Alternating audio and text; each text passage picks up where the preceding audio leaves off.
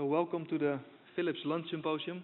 My apologies for the confusion on the lunch boxes, but I promise you they will be there once the symposium is over upon exiting. We're going to spend the next hour or so on the lunch symposium. So can I please have my slides put up?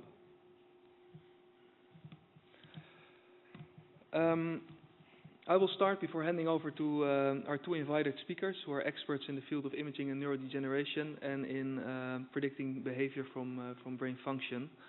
And afterwards there's some time to talk to our speakers and to talk to myself. My name is Maarten Versluis. I'm a senior clinical scientist for the MR division of Philips in the Netherlands. And the headline of this talk is Breaking Diagnostic Boundaries in Neuro. And breaking diagnostic boundaries is what we do in MR. So we started a long time ago in 1981. This first clinical MR image was taken, which took about 5 minutes to acquire and more than 50 minutes to reconstruct per single slice.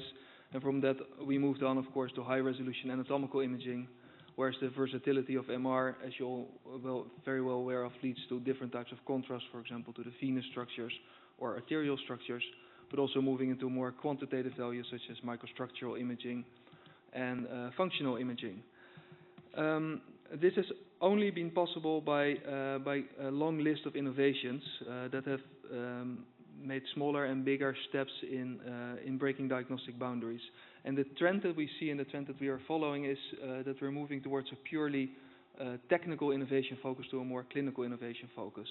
And that's also why we're extremely grateful to all our collaborators, since especially clinical solutions or solutions cannot be developed in an ivory tower. And to have meaningful innovations, we really want to jointly do that together with our collaborators. And a few are mentioned here on this slide that has led to smaller or bigger breakthroughs in imaging. In order to develop meaningful innovations, we want novel solutions to address at least one or more of the 4 aims we set ourselves. To start with the first, the lower cost of care. Well, we recognize that there is increasing pressure on the amount of money spent in healthcare, and also that has puts pressure on providing enough easy access to medical care. So we need to make imaging more affordable. The second and third items are on improving patient and staff experience. Of course, if you would have a happy patient, if you will, there's a higher chance of getting better image quality. And similarly, if we would have the workflow from the patient entering the hospital upon delivering a diagnosis by the radiologist, that would improve the staff experience as well. And then finally, we want to aim for better health outcomes. So we want to provide better care in that sense. And so how can MR contribute to this? And that's by delivering speed, comfort, and confidence. And that's also, if we look at our track record of innovations, it's consistent with these topics. So if we look first at speed, for example, speed has long been an issue with MR, as you know, but with innovations like SENSE, multiband SENSE, and quite recently compressed SENSE, we're now able to accelerate scans by more than 50% for a whole broad range of applications.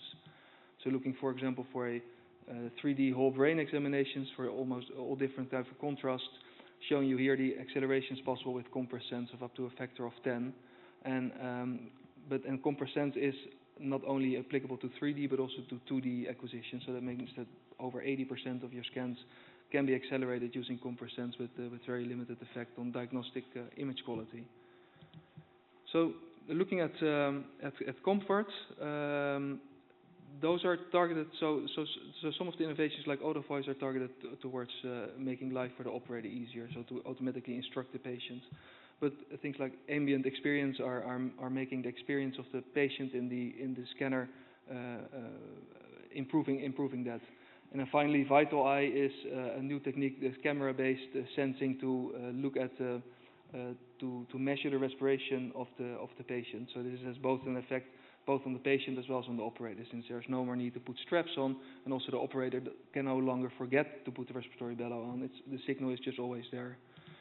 So zooming in, for example, to Inboard Connect, this is visually presenting the patient while he's in the scanner how much longer a breath hold, for example, is going to take, or how much longer the current scan is going to last until he can get a bit of chance to maybe cough or remain still at least for that time. And it also gives an indication of how many more scans are there to follow before the actual exam is over. And all these things are targeted, of course, to make the patient as comfortable as possible in the MR scanner. Finally, confidence. This is an area that you're probably most familiar with. A lot of effort has gone into making imaging as robust as possible. So, for example, against motion, we've implemented multivane, but also specifically looking at new types of imaging contrast, functional imaging contrast like 3D APT or 3D ASL, but also more advanced tooling like spectroscopy or neuroscience extensions.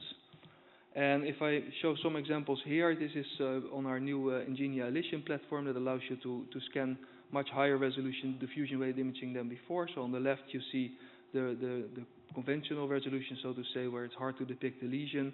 Whereas you move towards a higher spatial resolution, it's much easier to depict the lesion, obviously.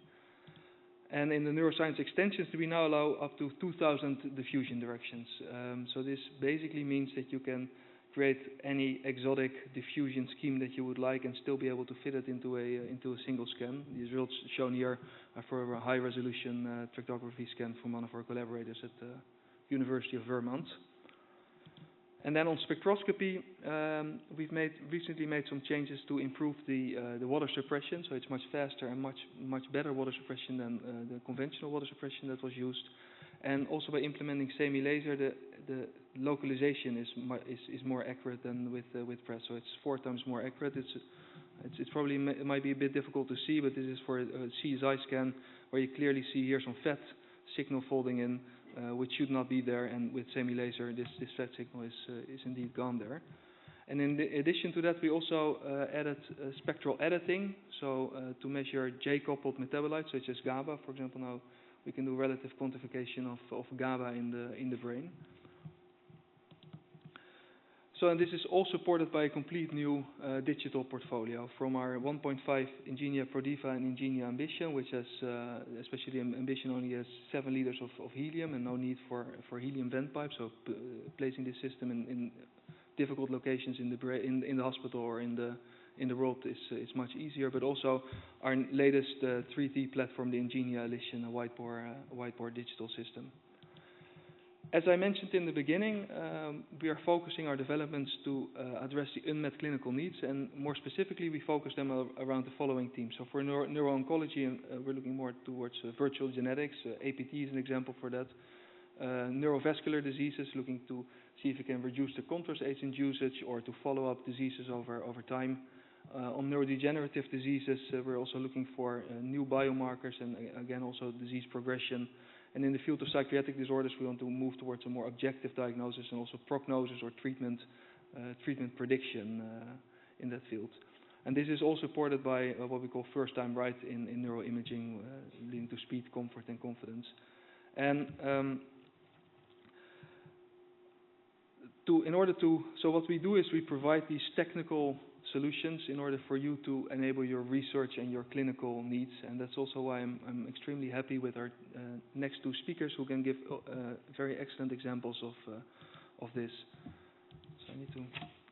So the first speaker I'm going to introduce is Dr. Federica Agosta from the San Raffaele University in Milano here in Italy. She is an assistant professor and leader of the Division of Neuroscience, and her research focuses on patients with neurodegenerative diseases using various MRI techniques such as resting state fMRI, diffusion microstructural imaging, and volumetric measurements. The second speaker of this lunch symposium is Dr. Steven Scholte. He's head of the MRI Center of the University of Amsterdam in the Netherlands. He's a psychologist with a PhD in medical physics, and he's currently involved in developing computational models to predict behavior on the basis of neuroimaging data. And like I said, after that there's some time, we'll be staying around here, there's some time to talk to me, to the speakers, and also to some of my colleagues from Philips. So without further ado, I would like to invite Dr. Agosta to the stage and give her a warm welcome.